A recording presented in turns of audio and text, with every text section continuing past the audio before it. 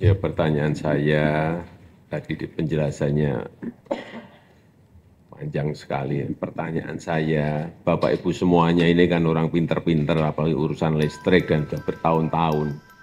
Inilah momen Presiden Jokowi tak kuasa melepaskan amarahnya lantaran pemadaman listrik di wilayah Jawa beberapa waktu lalu.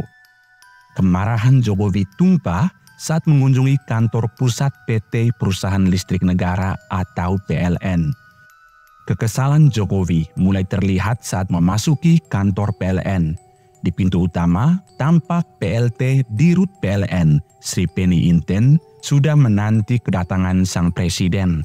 Saat bersalaman, raut muka Jokowi terlihat serius dan tidak melemparkan senyum. Sri Penny Inten yang baru mengisi jabatan pimpinan PLN dalam hitungan hari itu harus menerima letupan kemarahan Jokowi atas pemadaman listrik tersebut. Jokowi mengaku tak habis pikir dengan kondisi ini. Pasalnya, kejadian serupa pernah terjadi pada tahun 2002 lalu. Seharusnya, kata Jokowi, kejadian ini dijadikan pelajaran penting bagi PLN karena pemadaman kemarin benar-benar membuat masyarakat dirugikan. Pagi hari ini saya datang ke PLN. Yang pertama saya ingin mendengar langsung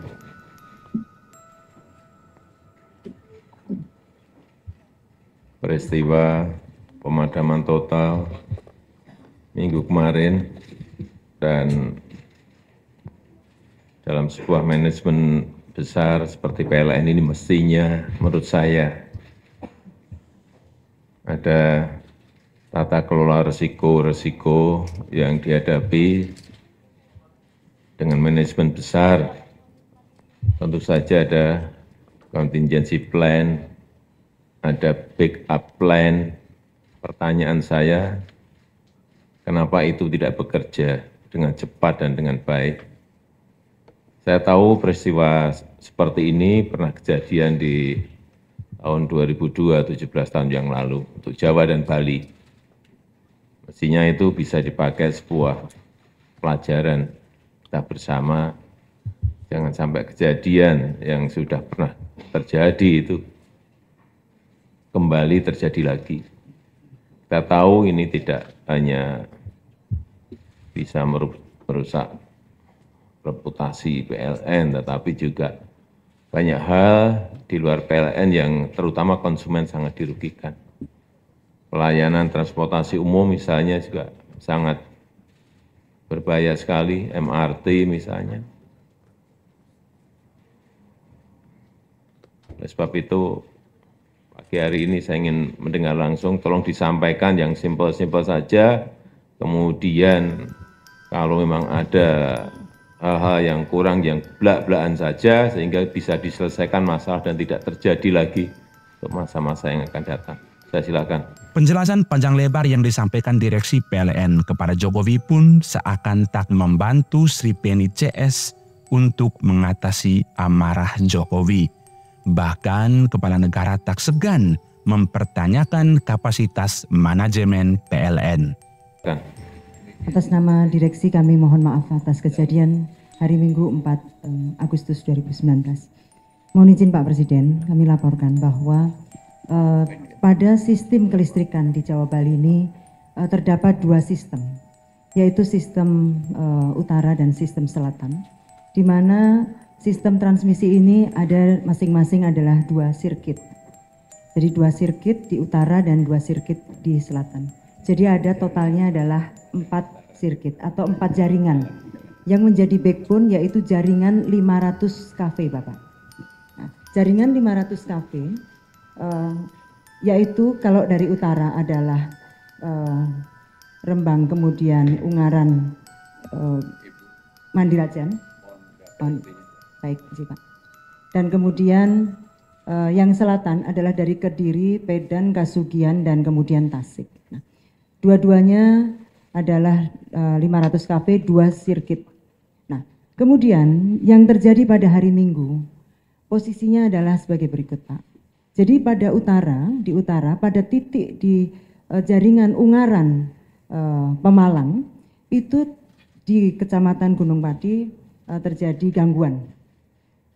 Di mana gangguan pertama terjadi pada pukul 11.48 dan kemudian sirkuit yang kedua juga mengalami gangguan.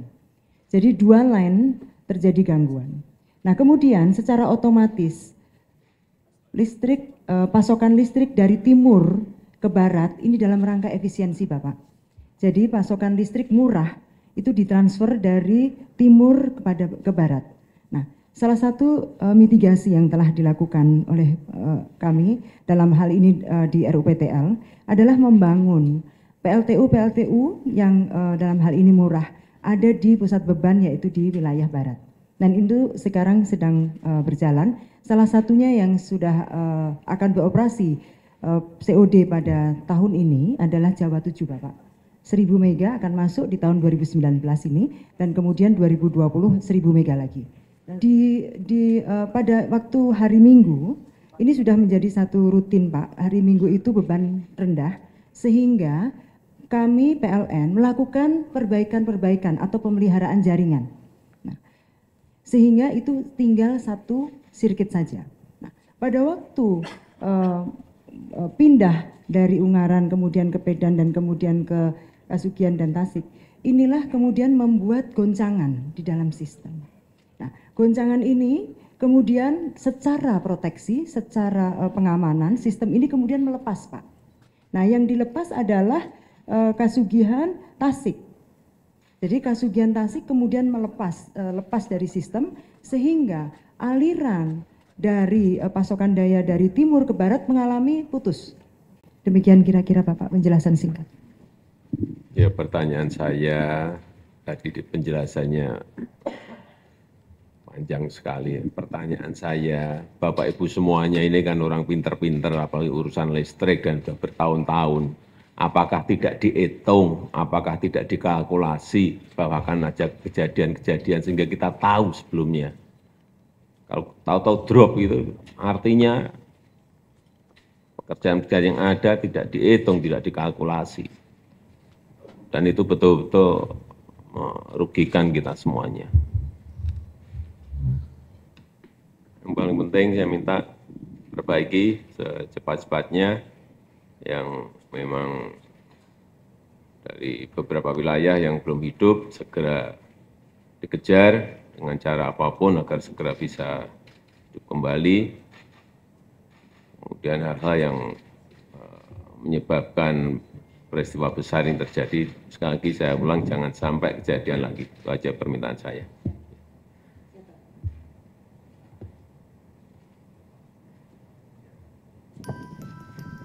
Oke, sekali lagi terima kasih. Assalamualaikum warahmatullahi wabarakatuh. Istana Negara pun angkat bicara mengenai kemarahan Jokowi kepada PLN. Suara rakyat yang terkena pemadaman listrik massal di wilayah Jawa sampai Bali yang tidak mampu diantisipasi menjadi pemicu utama kemarahan tersebut.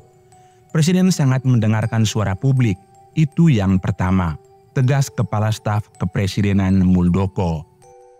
Sementara Menteri Koordinator Bidang Kemaritiman dan Investasi Luhut Binsar Panjaitan bahkan tak memungkiri PLN telah membuat Jokowi kecewa berat karena pemadaman listrik telah membuat aktivitas ekonomi lumpuh.